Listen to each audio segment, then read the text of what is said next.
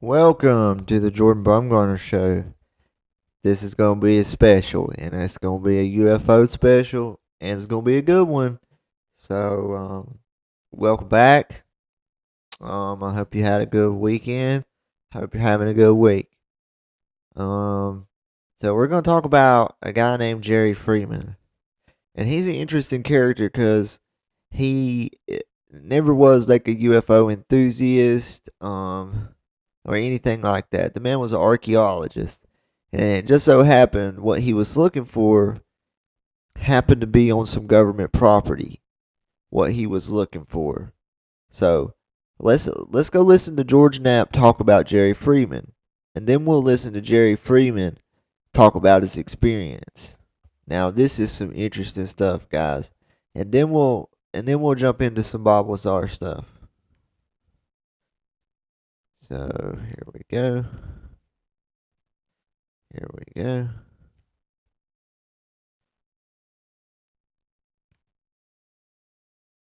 Daytime now, I got within a mile of the lake. Now, this is Jerry Without Freeman. describing. This is, I believe, Art Bell talking to Jerry Freeman right here at the first. Specifically, what's in the photographs? It's a magnificent, clear photograph of Papoose Lake taken in the daytime. During the daytime now, I got within a mile of the lake bed, and I had a powerful set of binoculars. Yes. It looked like a dry lake bed to me, nothing else. Well, that's what But it at is. night, it was a different story.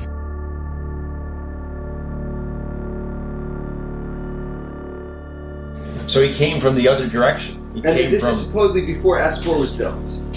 well, See, the that's 49ers right. came through before it, but Right. he Was out there when S4 was operating. did his stuff when it was operating. He But did he- it like 2 years after Bob's story came out, but he had no idea about the UFO stuff. This guy is an archaeologist. His name is Jerry Freeman, and he had an idea. He wanted to track the history of the 49ers, the groups of settlers who came across the country in 1849 to get to the California goldfields. So he had a unique idea. So this is the infamous story, well-known story. If you don't know it, it's called the Miner 49er, the treasure of the Miner 49er. It's the lost treasure. He infiltrated the Nevada test site from the south and the west and traveled all the way across it. He sneaked across it, avoiding security, knew he was trespassing, but he would travel at night and hide under rocks and in caves during the day. He made it all the way up to Papoose Lake. This was in, the story is 1997. So it's after the Bob Lazar story has come out. This guy has no idea about Bob Lazar. He has no idea about flying saucers. He's not into that. But he traveled all the way up to Papoose Lake. And in his story, and I inherited a lot of his files, he says he was out at night by Papoose, and all of a sudden, out of nowhere, a door opens up. I mean, like just a door in space, a light, a bluish light that opened up, a doorway to who knows where, and then poof, it was gone. This guy had no idea about flying saucers, Bob Lazar, John Lear, any of this stuff, but that's the story he told. Unfortunately, as he traversed the Nevada test site, he ran into pockets of radiation and contracted cancer and died. Nonetheless, a lot of his files, a lot of his footage, his home video is here. I got it. It's a great story. The arch. The huge stone arch depicted in this photograph does not exist, he says. The Department of Energy has decreed it so. Why? Because you and I might want to. Now that's a picture that Jerry Freeman took while he snuck onto Area 51 base, looking for the Miner 49er treasure. See it, and it's within a stone's throw of Yucca Mountain, which was designated as the nuclear repository. So he was petitioning Senator Reid to say, look, that stone arch is out there. The Department of Energy doesn't want to admit it because people would want to see it, and it's a crime to not allow people to see it. As far as the Department of Energy goes, it doesn't exist because they don't want people asking to see it. They don't want people to access that. This guy did. He got out there, took pictures of it, and petitioned Senator Reid and others to acknowledge that it's out there and to let people in to see it. And that is his Ark of the Covenant. That's what he went there. See, okay, this picture here, you see how it says 1849? There's a carving on there. And now that's the year of the minor 49er. That's what this man was out here looking for. He was looking for tracks and trails, and I believe he may have even found like a broke down wagon and some stuff too. And we'll get into his testimony after this too. But George Knapp has all his stuff about this. George Knapp is a well known reporter, and people trust him to go with things of this nature. Therefore, he found that carving 1849 in some rocks adjacent to Papoose Lake. And that was one brave dude. Look, there he is. And committed. And that's pretty ballsy. The guy could have been arrested, thrown into jail. I think there were people who wanted to throw him into jail after he admitted his story that he'd trespassed, because it was pretty clear that, in fact, he'd been out there. 2 years after Bob's After Bob's story. But how do you even get on that land without He getting... came from the west. And they didn't stop him. Sensors, nothing. It is a gigantic facility. And he slipped in. My mind can't... He traveled at night, and he hid under rocks Oh, and he caves. knew he shouldn't be there. Right. Oh, no, he knew he was trespassing. Well, shit, he didn't know for S4 to look for the fucking hole in the side of the mountain? Well, he didn't care about that. He was looking for the rocks, that carving right there that he took the picture of. Fucking nerd. That was the big prize for him. But while he's there hiding, that's when the door opened up. No way. He said he saw the door open up. And he's not a UFO And he guy. doesn't know that shit. Has no idea about No this shit. fucking way. And he died from radiation stuff? Yeah. As he's sitting out there in the dark, holy fuck, what the hell is that? And there's light inside. And a door opened from the side of the mountain. That's where Bob... Not in the side I want you to listen how they describe what this man saw.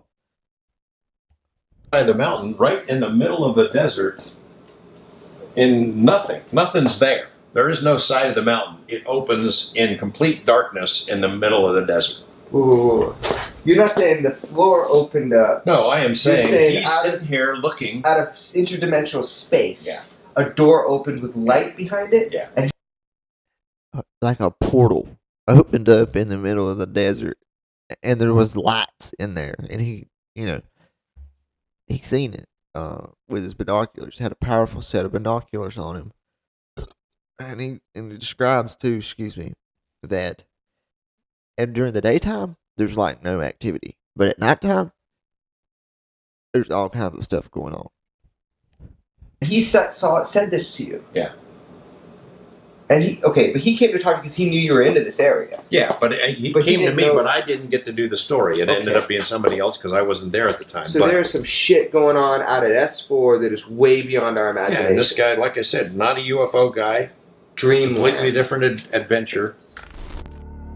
It looked like a dry lake bed to me, nothing else. Well, that's what But it at is. night, it was a different story. What did you see? I could Dad? clearly see what were security lights on the perimeters, and I could see lights that opened and closed near the center of the lake. I felt vibration. I know I wasn't imagining it because there were rivulets of sand coming down just on the other side of this little wash, and I could see them. And I thought, well, Guys, they're out there trying to open portals to interdimensional space. And you might call me crazy for saying that, but CERN, the Large Hadron Collider, has admitted to doing the same thing. And there's pictures of it. And we'll go to that too next, so that you know that what this man is describing is not BS. This is not BS. This is like opening an interdimensional portal into a higher dimension. Literally, like maybe in a dimension where angels exist. So, like in the Bible, it talks about the Tower of Babel and how it was a tower to reach God. Well, how can you reach God? By building a tower? No, that is a parable for a interdimensional portal, and that's what we're playing with now. Hey, an earthquake. Well, then I realized, no, this is not an earthquake. It continued and continued for maybe nearly 2 minutes. It's something they're testing, either directly underground, or I was feeling vibrations completely from Groom Lake. I don't know. I think if they'd have caught me in there, they'd lit me up like a Roman candle. Yes. Without describing specifically what's in the photographs. They would have killed him. They would have literally killed him. And I'm going to have to take a break. Forgive me. Alright, guys. Let's hop into Bob Lazar. Let's go all the way back to 1989. And let's see exactly what Lazar claimed. Now, today, we know some things about UFOs and stuff.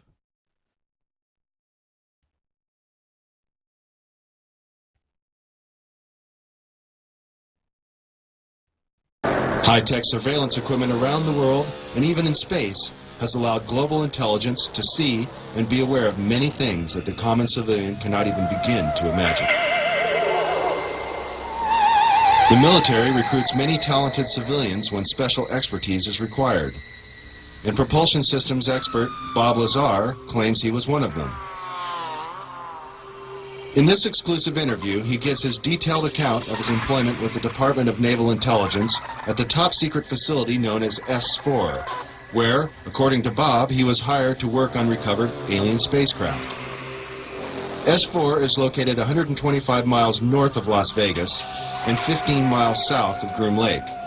This now not-so-secret military base at Groom Lake, Nevada, is known as Area 51, or Dreamland, as insiders like to call it.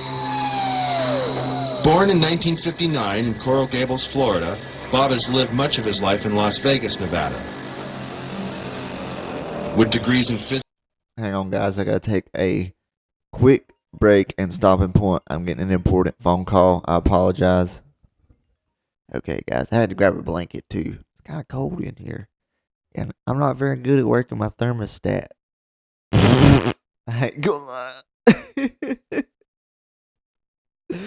Oh God, I had to call my mom up here last week. I was like, you gotta have to get this thermostat working. It's too hot.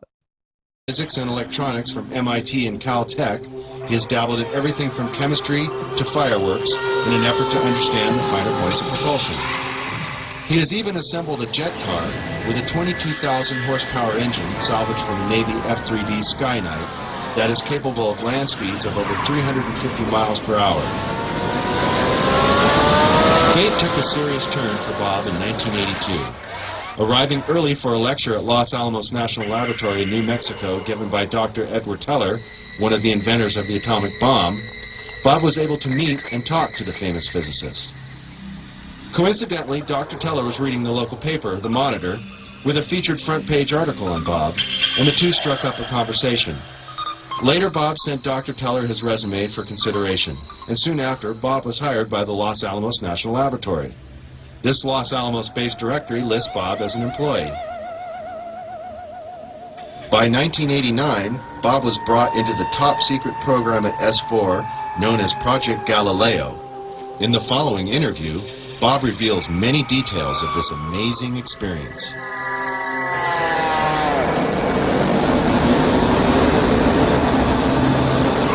Did you witness any disk technology at Area 51?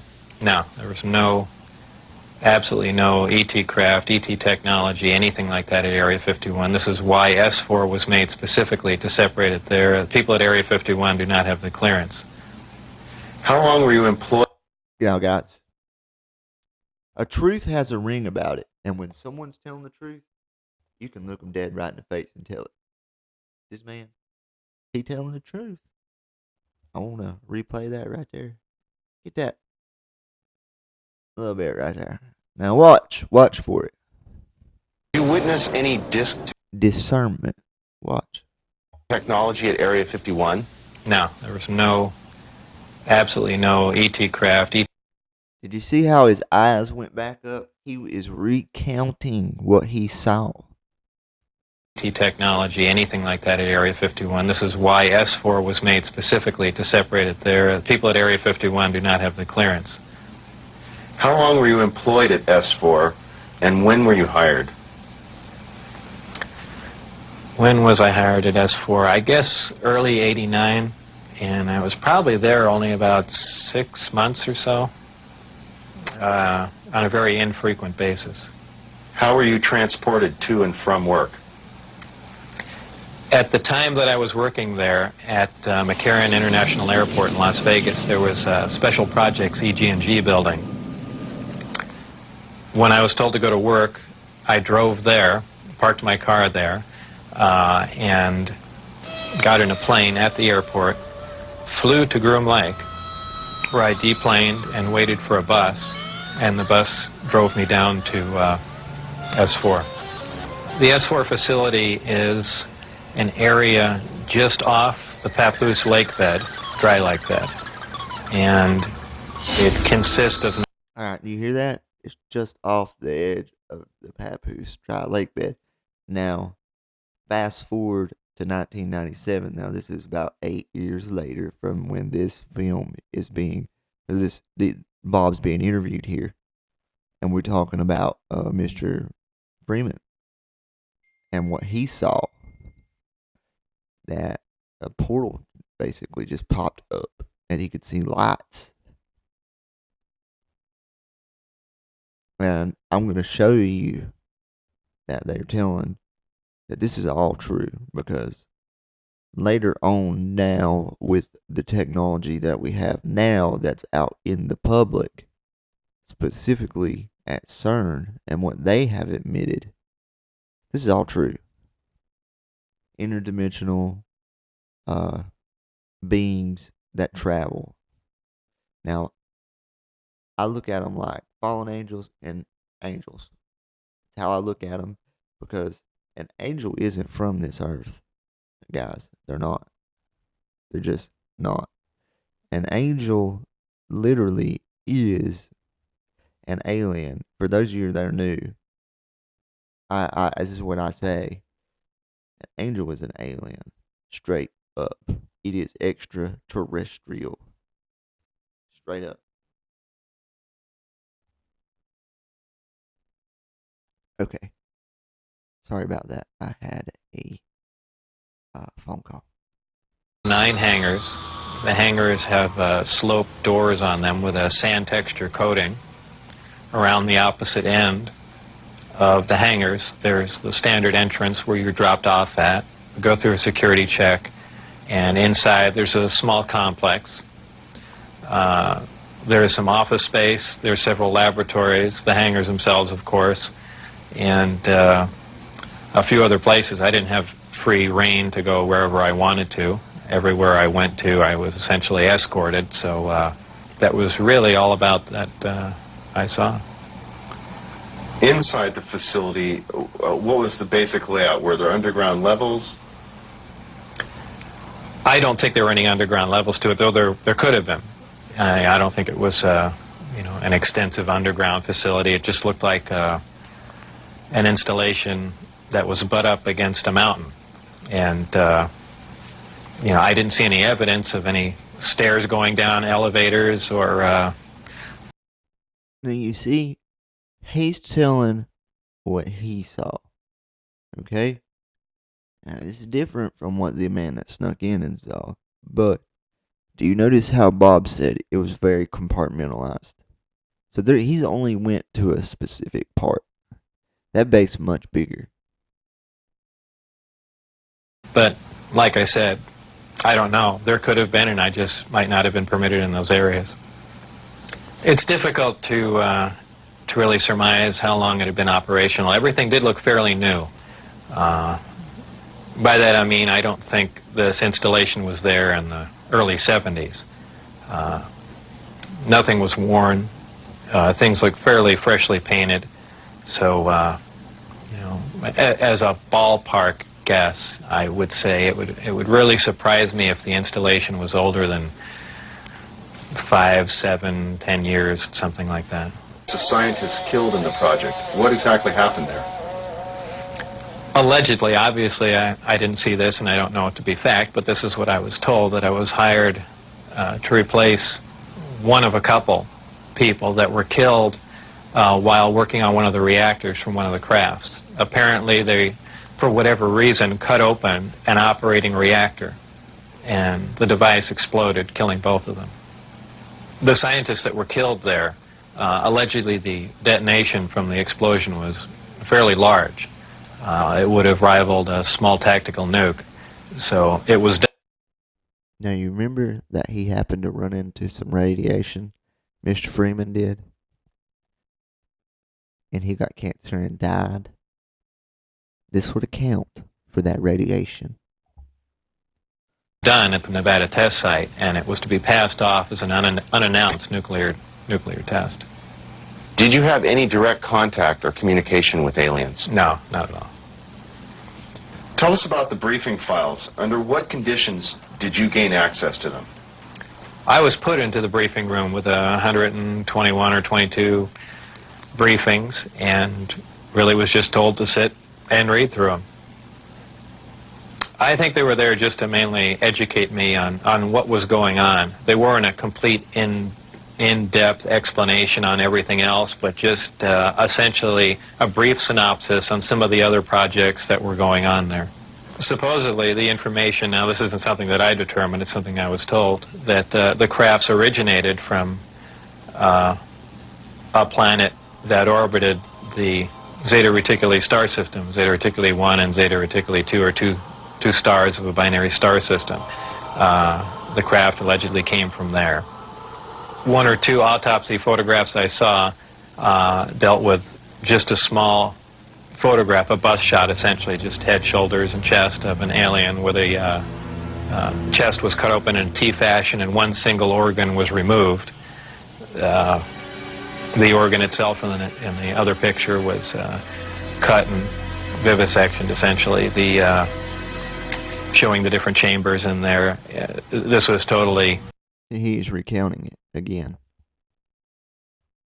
Unrelated to anything I was doing, but from that photograph it looked like what you see in UFO lore as the typical gray. So how tall it was from what I could see, I couldn't tell because I only saw a portion of the photograph, but if everything else you see is correct, I would imagine it was 3.5 or 4 feet tall. But there again, all I had to see was a photograph, and I didn't have much to go on. What was the incident in 1979 that brought the alien exchange program of information to a halt? Again, this was a story that was relayed to me, and allegedly what happened in '79, there was some sort of information exchange going on where there were actual live aliens at the facility, and at one particular point there was an area where some security personnel went to enter, and apparently because of not the sidearms but the bullets in the sidearms, from what I understand, if they would have entered the area, the bullets would have detonated, and supposedly one of the creatures tried to stop the security personnel from entering the area, and a fight ensued. And the bottom line from the altercation was that the security personnel, I don't remember how many were involved, but were all killed, and they died of head wounds, and that's all that I heard of that story. What was your job description at S4? My official job description was a senior staff physicist. I don't know if I actually had that position when I was there, because I was there so infrequently. I wasn't supervising anyone, so that was the official position I was hired under. But whether or not I actually acted in that capacity, I don't know. What was the size of the staff working on Project Galileo? Well, there were 22 people employed there totally. And that was specifically for the Galileo project? No, for the entire project. Oh, I see. There were 22 people with majestic clearance. I had majestic clearance. Majestic clearance was designated as clearance 38 levels above Q clearance, and Q clearance is the civilian top secret clearance. When did you see your first disc? The first disc I saw, I believe it was the second, or I think it was the third time I was up there. Normally the bus pulled around to the opposite end of the facility, which was the main entrance, and that's where we went in. On this particular occasion, it pulled up to one of the hangar doors, which were normally closed, and the last one was open. We came out, and I saw the disc in the hangar. Upon seeing it, it struck me that, well, this explains all the UFO sightings. Not thinking that it was an extraterrestrial craft, that this must have been some advanced form of fighter that we've been working on for years, and, you know, people have just caught it being tested, so on and so forth. And it never even occurred to me, even though I was looking at an extraterrestrial vehicle, that, you know, this wasn't man-made. When did you realize the craft was not of earthly origin? Well, it probably really hit me when I got inside the craft and looked around. See, he was recounting his memories there. And he was like, because the question that was asked requires speculation. So it's when he actually got inside the craft and started looking. Now, this is why. And began to understand how the craft was operated, and finally grasped the whole project as a whole, as what we were doing, the fact that we weren't building this thing, we were trying to find out how it was made. We were back engineering it. Yeah, what is back engineering? Well, back engineering is taking a finished product and finding out how the device or product was produced, and essentially determining whether or not you can duplicate it. Now, scientists aside, what was your emotional response? What were you thinking were the implications to the world or man in general from these revelations? I really didn't think about implications of that sort. As far as emotionally, people have asserted that, boy, that must have been the most exciting time in your life, and that's not the way it was. When I first got to look inside the craft, all I can say, it's an ominous feeling.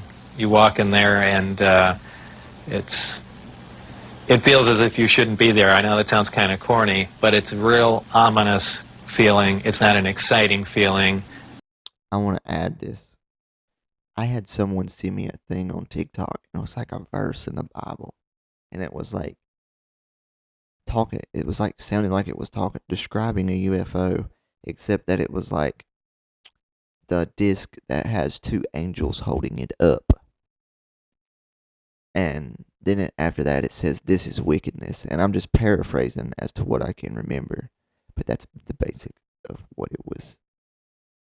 I was shown. So, and then him to say it was ominous, like I shouldn't be there. It brings up a whole lot of questions in your mind. Well, where did this come from? And you know that they won't give you the answers to the whole story, but it's that's the only way I can describe it. It produces a gravity wave, which is similar to the gravity wave that the Earth produces. However, the craft phase shifts the wave. In other words, it turns the wave not really in an opposite polarity, but something to that effect, where it will work against the natural gravity wave of the Earth, and it produces lift in that effect. Is there any internal protection for the crew? Does the craft generate a gravitational field inside the craft itself? Well, the craft generates its own gravitational field. Being inside that field essentially doesn't shield you, but essentially you're in, and this is a terrible way to say it, almost in a different realm, because you're now influenced only by that gravitational field. For instance, people wonder how a craft like this can make a turn at such high speed, a 90-degree turn, when they would imagine people slamming up against the wall or something to that effect. Well, that really wouldn't happen. Inertia would have no effect. You're in a distortion. And don't forget that gravity distorts time and space. So really nothing is going to influence you while you're in there. Describe the gravity amplifiers for us and some of their different operating configurations. There are 3 amplifiers. The craft can operate on a single one, can lift off the ground. the way in which it's propelled are two different ways. There's what they call Omicron configuration, where the craft is using one generator, or Delta configuration, where it's utilizing all three. Delta configuration would be for space travel. Essentially, the craft will tilt up on its side, as opposed to a science fiction movie where you see a flying saucer moving around. The craft will tilt up on its side, focus the three gravity generators to a single point, and move through space that way. Moving around the source of gravity is a problem to a disk because it's interference, essentially.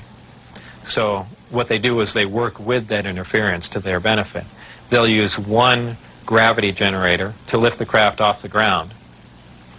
And as opposed to what we're used to, for instance, a plane, once it's in the air, we envision thrust or some force coming out the back of it to push it forward.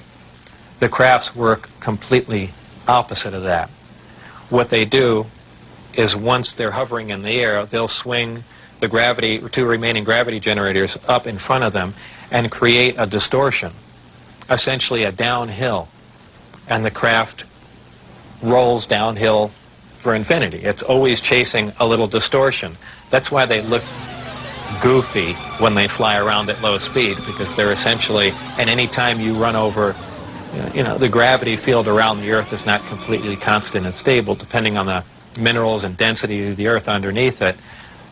The gravity will vary somewhat, and you will get odd movements of the craft. So its low-speed mode is kind of unstable for the most part.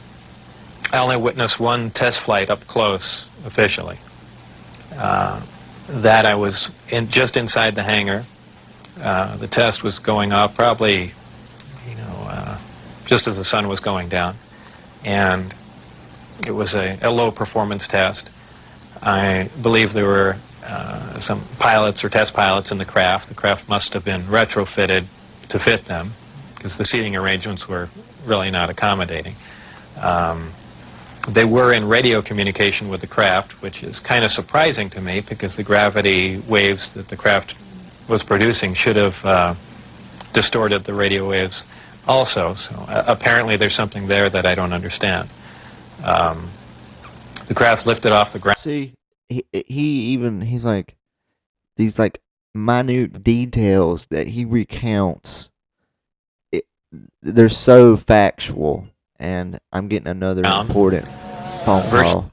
So give me just a second and I will be right back. Okay, I'm back. Actually noiseless, other than a small corona discharge on the bottom of the craft, indicating the presence of high voltage. That dissipated at about 30 feet, and it stood there completely silently and moved over to the left, to the right, and sat back down. That was the entire test. However, that was an extremely impressive test. Maybe to someone that really knows little about science or anything, that wouldn't be a whole lot, but you have to realize this craft was about 52 feet in diameter. I don't know exactly how much it weighed, but it weighed a lot. And this was quite a scientific feat, to lift something completely silently, under control, and perform a maneuver like that. The craft itself was, I assume it was metal. It was cold to the touch. That's why I say it was metal. But it was a brushed aluminum, actually just an unfinished stainless steel, not shiny, finish to it. Had no seams. It was as if it was injection molded from one giant die.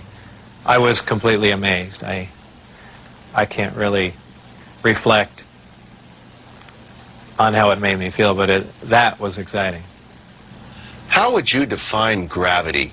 Could you describe in layman's terms its basic principles for us? Gravity is something difficult to explain because it's something that we essentially don't understand. It's just something that we can observe. Not much is really known about gravity. There are many theories about it, but they are just mainly theories. There's theories of gravitons, which allege that these are these subatomic particles that act like an attractive force like gravity that...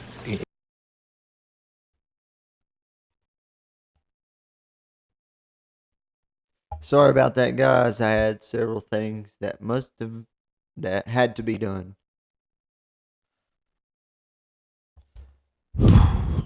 Thank Jesus.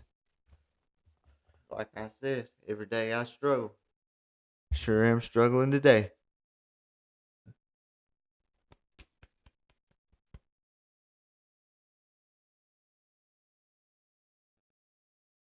You feel me? You feel me? Jesus. So let's jump back into Bob Lazar's story. And let's get real. Let's get really into it. Really into it. Yeah. It's a good show. Oh, yo. Ow. Love y'all. Woo. Ah, Lord help me.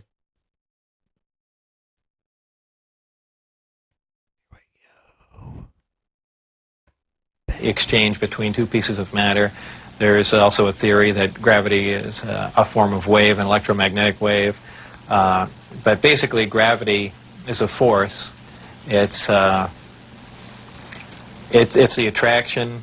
It's the inherent property of matter to have gravity, a mutual attraction for each other, and it's basically all that we really know. Modern science, current science, right now, identifies one gravity. It's one force in nature. Apparently, through research at S4 or information gained from one of the crafts they were researching there, it appears that there are two different forms of gravity. One form works on an atomic scale, on subatomic particles, holding pieces of matter, holding atoms themselves together. Another works on a larger scale, the scale we're most familiar with, holding planets in orbit, holding ourselves to the ground, things of that sort. Did you hear that?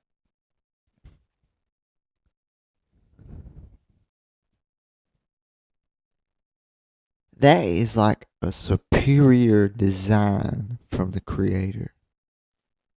Because like he's omnipresent, which means he's in this desk. He's in the light, this computer. He's alive in me. Man. Ain't God amazing? Can I get an amen in the comments? Because it produces a gravitational field, I wouldn't say the craft is invisible during the day. However, if you're under the craft, because of the way the gravity is being used, gravity bends time and space, and it bends light. If you are looking underneath the craft or from certain vantage points, you will actually see what's above the craft. It's really a trick of the way light bends under the influence of gravity. For instance, we can see stars that are behind the sun, that are blocked from our view by the sun. The reason we can see them is because the sun is a tremendous gravitational field and it's bending the light around it where we can see the star. Space-time and gravity are all essentially interrelated. Isn't that beautiful that God made it that way? So, do you see what he's saying? God made the sun a way so that we could see the stars behind it. I got a nick on my hand. I was helping somebody. Let me get a second and get cleaned up.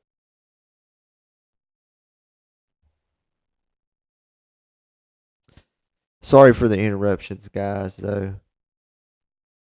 Honestly, forgive me. With all my heart, I ask you to forgive me. There's been a lot of interruptions this show. Okay, jumping back in real quick.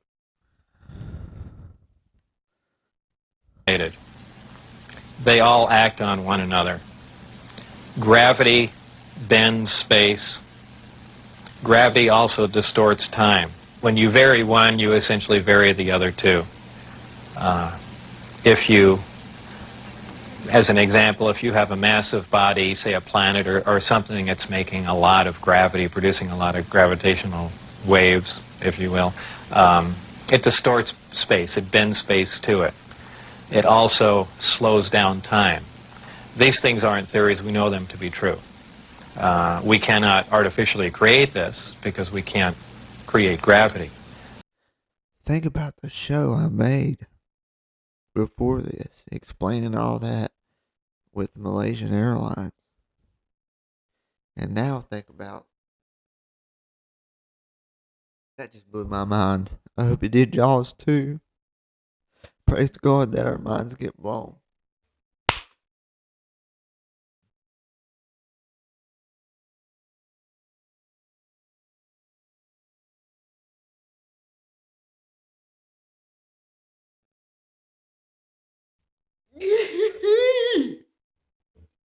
Shoo, shoo, shoo, shoo, shoo, shoo. But this is how they're all interrelated. What are some of the inherent problems with traveling at the speed of light? There are several problems traveling at the speed of light. Just a couple of them are the fact that as your speed increases, so does your mass proportionally. In other words, the more energy you put in to go faster begins to slow you down by the fact that it's converted into mass. You have other problems like just traveling at such an extreme velocity, navigational problems, the fact that you might run into little tiny micrometeorites at speeds like this. They would undoubtedly destroy your craft. There's just a whole host of problems that you're going to run into just attempting to do something like that. Aside from the fact the amount of energy required to accelerate to the speed of light is horrendous. Could you briefly describe Project Looking Glass and Project Sidekick for us?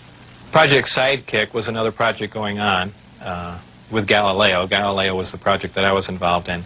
Sidekick dealt with any of the weapon potential of the craft, whether or not the craft had a weapon in it or could it be used as a weapon, but it had something to do with some sort of particle beam configuration where the gravity generator can be used as a lens to focus a weapon of some sort, similar to the SDI. To focus a weapon of some sort. And then we're talking about those Peru alien invasions, and the guy gets hit with a laser. That's on my TikTok at Jordan Bumgarner 55. I do put it on this YouTube channel too. They're reviving him and interviewing him. So, hey, this is in 1989.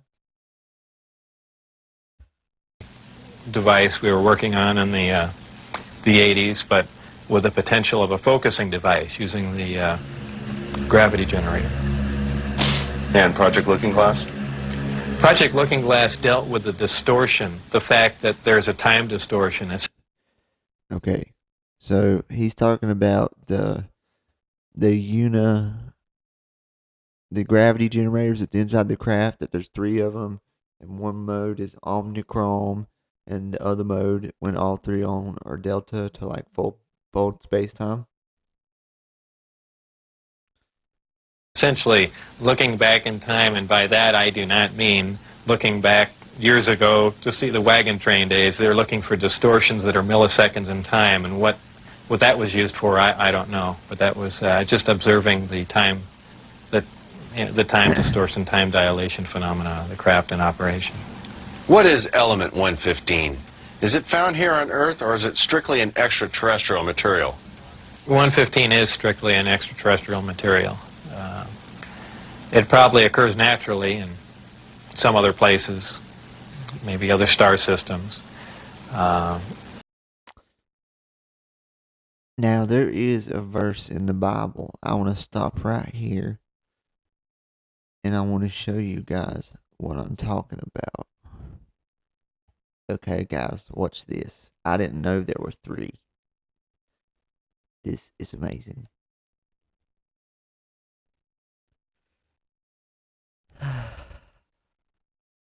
Sure.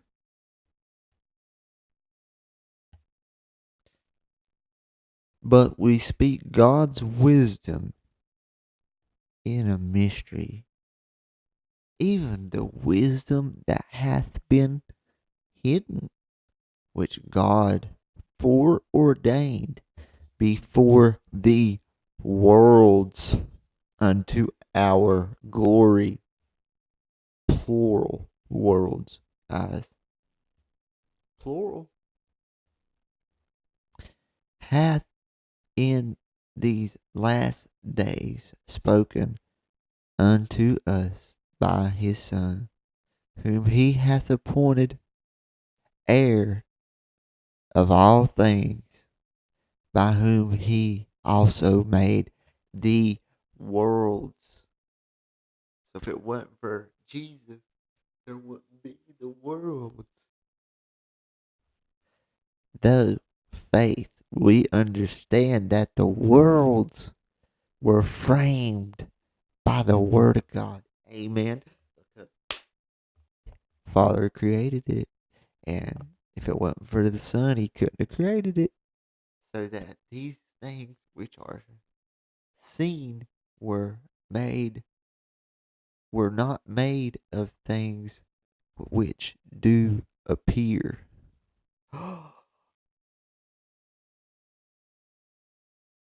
Is this a hint at UFOs? Like at fallen angels?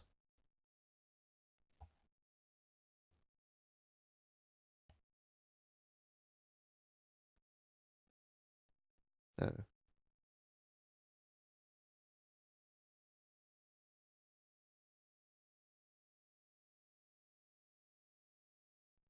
and what was the other one? 1 Corinthians 2:7. Okay. We're going to go to KGB. Excuse me.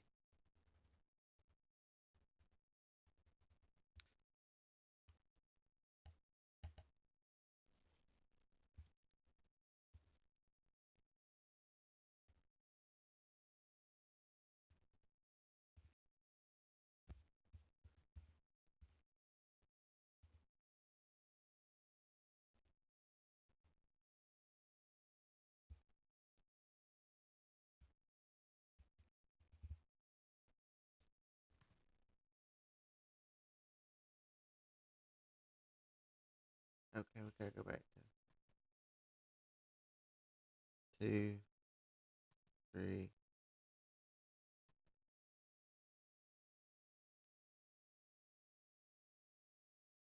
7. Keep going. 1 Corinthians 2 and 7. Alright, let's keep going. Till we get 2 Corinthians. My bad, guys.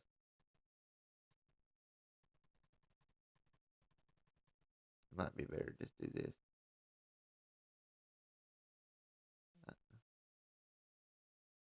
1 Corinthians. No.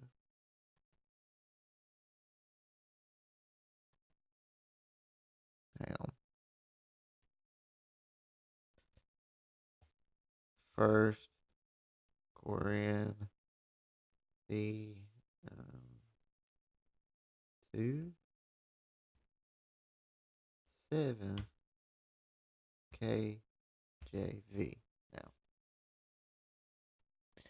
but we speak the wisdom of God in a mystery, even hidden wisdom, which God ordained before the world unto our glory.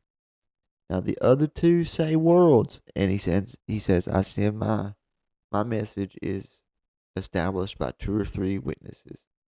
So those were 2 different books as 2 witnesses. Talking about worlds.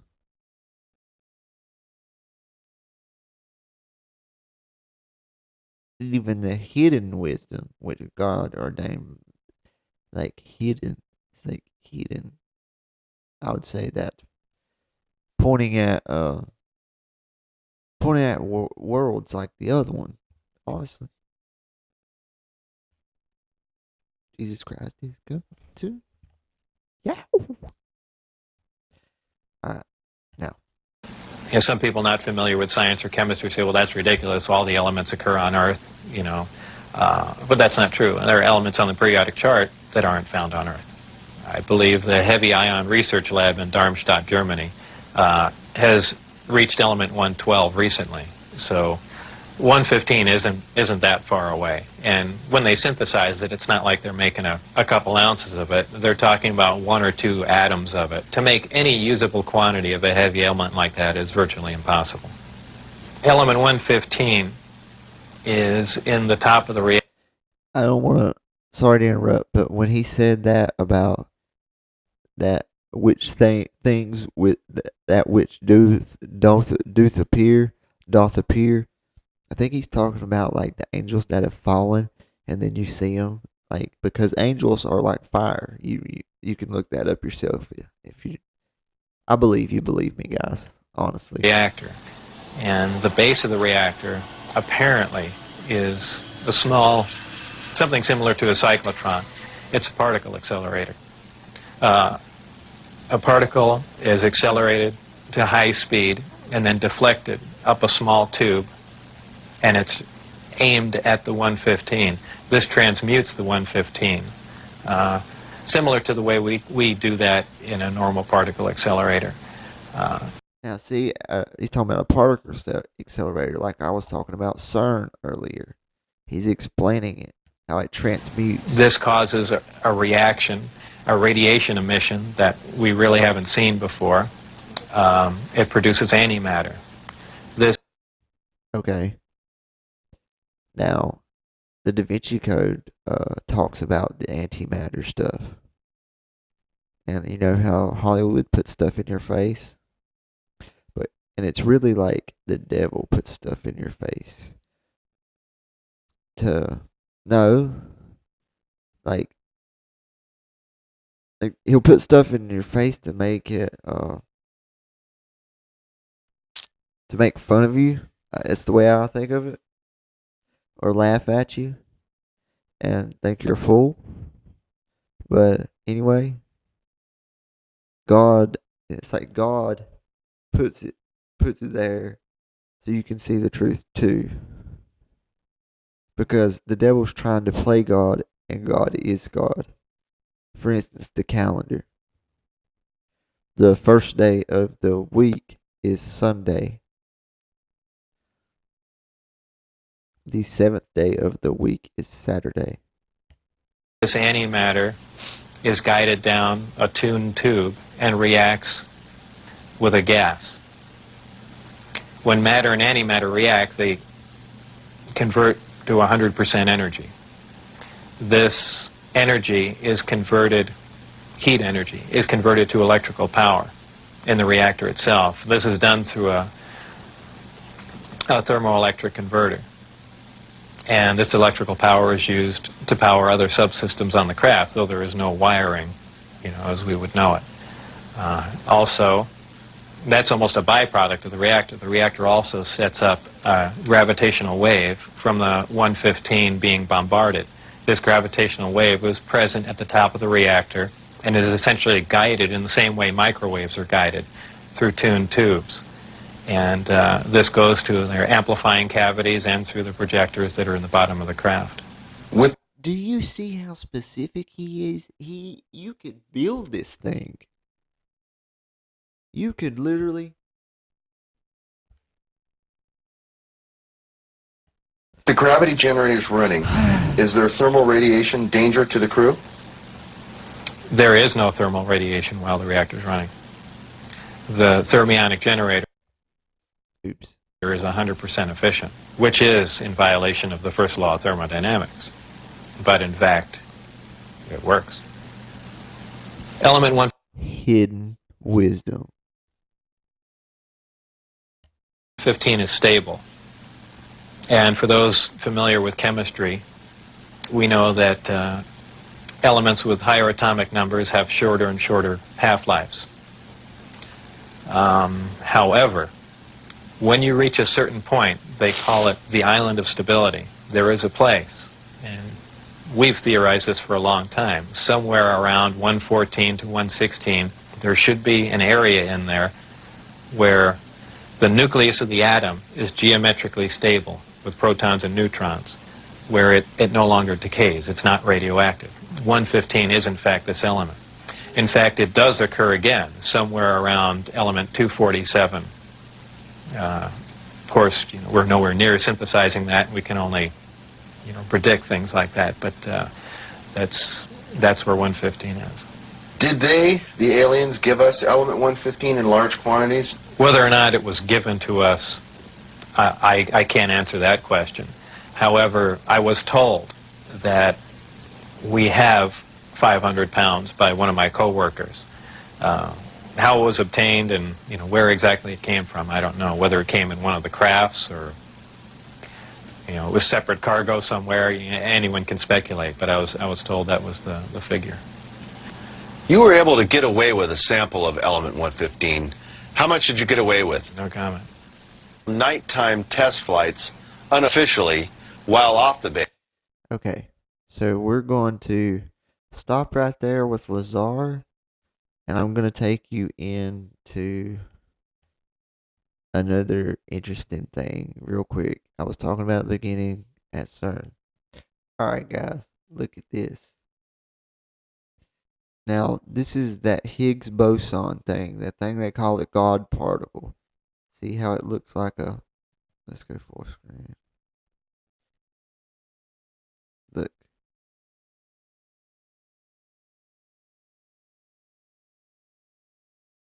Portal. It's a portal. And you can kind of, like, they scrubbed the internet with the one I saw. It literally looked like a devil, a black devil coming through one. It had orange, like, orange where the blue is. I ain't gonna lie to you. That's the truth. That's the problem. Free speech over censorship, guys. So, one last thing. Okay, guys. This is gonna be Art Bell with Jerry Freeman. Here we go. 3, 2, 1, go. Caller line, you're on the air. Hi. Hello? Hello. Yeah, Arbel? That's me. Yeah, I'm the archaeologist who slipped into Area 51 last year. You're the archaeologist who's... Yes, I don't know, maybe I don't quite meet the criteria. I'm not a... Oh, yes, you do. If you slipped into Area 51, you definitely meet the criteria. Well, I hiked in there for 100 miles. I was in there over a week. Was so far into Area 51 I could actually see out the other side. In fact, contemplated doing so, south to north. And I will say this, it was the mind-boggling. Skull and crossbones. I believe that's Harvard or Yale. If you don't know about that, we can do that next week. Thing I ever did in my entire life. Look, why, first of all, did you decide as an archaeologist what was of interest in Area 50 at Area 50? This was a world map made 10 centuries ago. And it does say that God separated the continents because they used to be one, like they taught us in school, Pangea. And then God confounded the languages and separated the continents because of the Tower of Babel, which was what I was talking about at the first. Now, Admiral Byrd claims that there is continents. When he did his Antarctica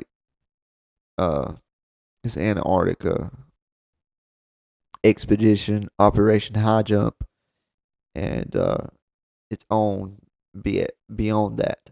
But let's go back to this. I was following the Death Valley 49ers, a wagon train that got lost back in 1849. And no kidding.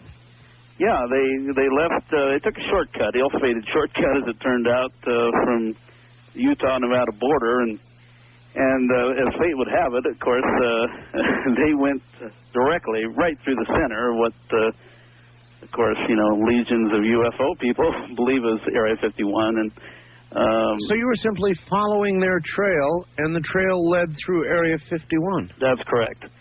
And I pleaded with the Air Force for, several years to allow my team access to several archaeological sites. One, of course, is Papoose Lake. That's Papoose Lake, yes. critical archaeologically because that was the last campground the 49ers, where their cohesion failed there, and they went different directions in an attempt to escape the desert. And there are 7 known rock inscriptions from that wagon train. One of them, and out of the 7, for instance, 6 or 5 are well documented. The 6th I discovered myself near the Utah-Nevada border. The 7th lies deep in what's called Nye Canyon, which is just above Papoose Lake. Mm-hmm. There's an old photograph of it that I carried in there, taken in the 30s before they closed the area off, of course. Okay, so obviously you were refused permission. Yes. A number of times, and then at some point you decided, to hell with them, you're going in. I have forgot about the Black Hand Society. In any way? I cast reason aside, and I admit it. And but I'm not sorry I did it. I'm sorry I didn't find the inscription. I did find evidence of the wagon train, however, and I did get within a mile of the lake bed at Papoose Lake. Oh, my. Now, there is no known photograph, of course, of Papoose Lake, except taken from Mount Sterling, I believe, 50-some miles away. Yes. There's computer-generated photographs, of course. Now, did you have a camera with you? Yes, I did. And I've got magnificent color photographs of this place, and I don't believe, I've been accused by people that have done a disservice to my country, that I've what have you done? Security. What have you done with these photographs, sir? I have done nothing with it. I intend, and I have a book proposal with the Jeff Herman Agency in New York. The book will be called Forbidden Journey, and I hope to include those photographs, but I will not do so, until I am assured that they will not, and I don't believe they will show anything that would, compromise national security. Well, look, without describing specifically what's in the photographs. It's Military-industrial complex. Dwight D. Eisenhower. a magnificent, clear photograph of Papoose Lake taken in the daytime. There he is. Now, in the daytime, and I had a powerful set of binoculars. Yes. It looked like a dry lake bed to me, nothing else. Well, that's what but it is. At night, it was a different story. What did you see? I could clearly see what were security lights on the perimeters, and I could see what appeared to be lights that opened and closed near the center of the lake. Oh my! What was that? What I don't know. But during the daytime now, I got, like I said, within a mile of the lake bed, and I was getting a little bit concerned there because I wasn't so concerned about ground security, but airborne would have found me in a heartbeat because of vegetation. Absolutely. Yeah, well, I was having my lunch, and this is the farthest north I intended to go. I wanted to backtrack in the Nye Canyon. I was having my lunch in a little, it's a wadi, a little tiny wash, really. Mm-hmm. Apples and peanuts, and I felt vibration, and I know I wasn't imagining it because there were rivulets of sand coming down just on the other side of this little wash, and I could see them coming down. Oh, you didn't imagine it. And I thought, an earthquake. Well, then I realized, no, this is not an earthquake. It continued and continued for maybe nearly 2 minutes. It's something they're testing, either directly underground, or I was feeling vibrations completely from Groom Lake. I don't know. That there's Admiral Byrd, the Operation High Jump, where he's being interviewed. But, it was just a mind-boggling... Did you see any, particularly at night, did you see any lights rising above the desert floor? No. I saw nothing hovering. I didn't see anything that I would justifiably say that I could explain as unexplainable. Yeah, let me tell you a very interesting story and see if this resonates, good word, with you. I have a very... Do you see this? The hand inside the pockets of these guys here. Now, who looks like they're in control? Abraham Lincoln or them? Like they're dominant, menacing, and it looks like he surrendered to him. But then, I believe he wanted to change his mind, and he repented for doing what the Black Hand had told him to do.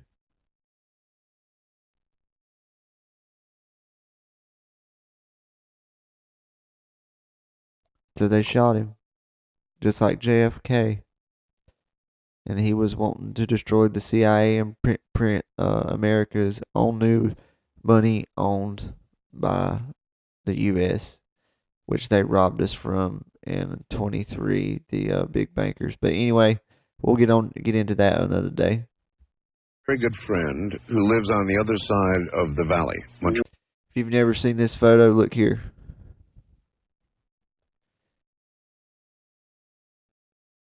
Look how everybody's dressed.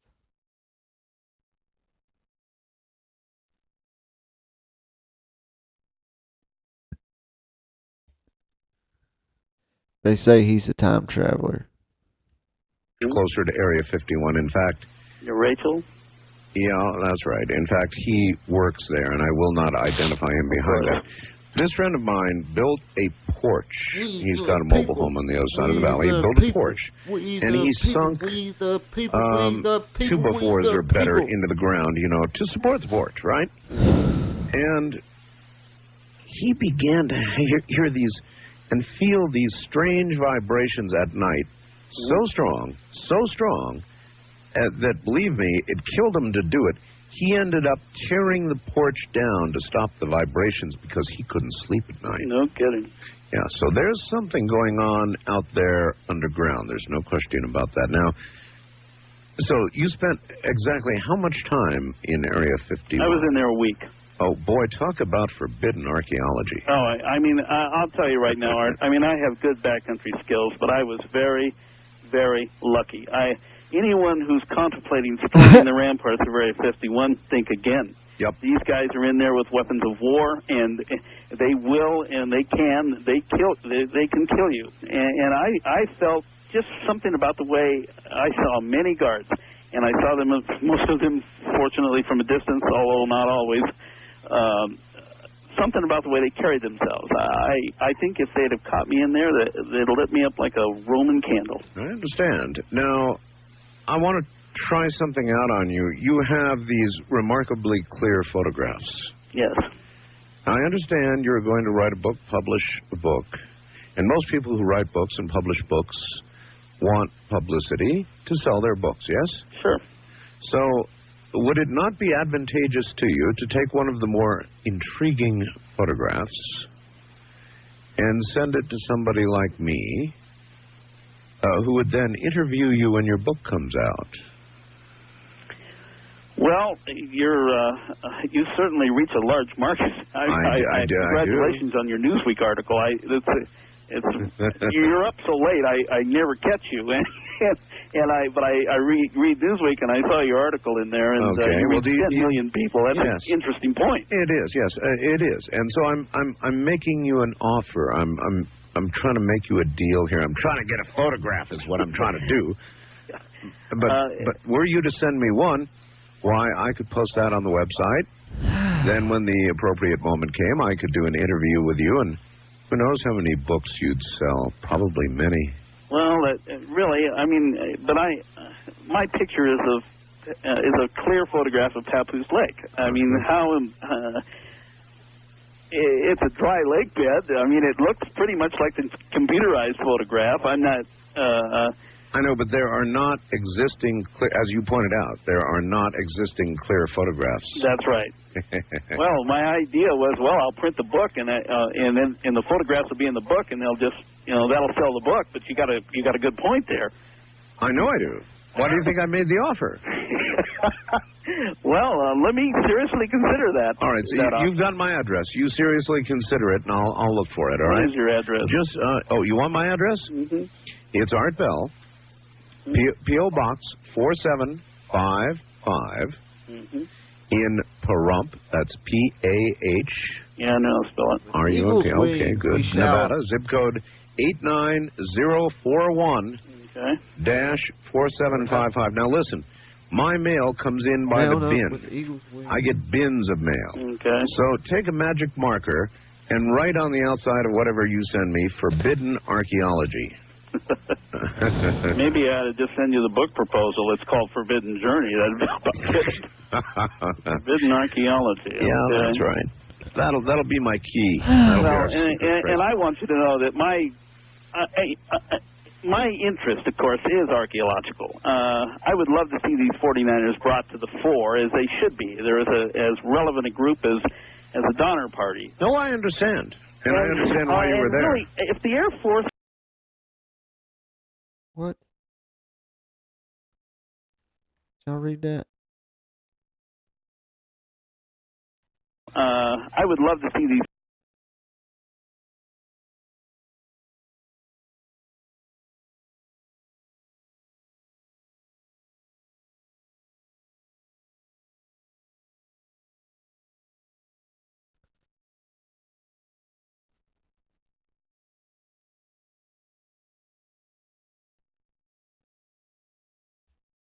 49ers brought to the fore, as they should be. They're as relevant a group as the Donner Party. No, I understand.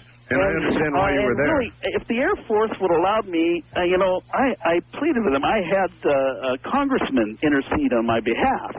The answer was not no, Art. It was no, no, no. I pleaded with them. I had a congressman intercede on my behalf. The answer was not no, Art. It was no, no, no, hell no.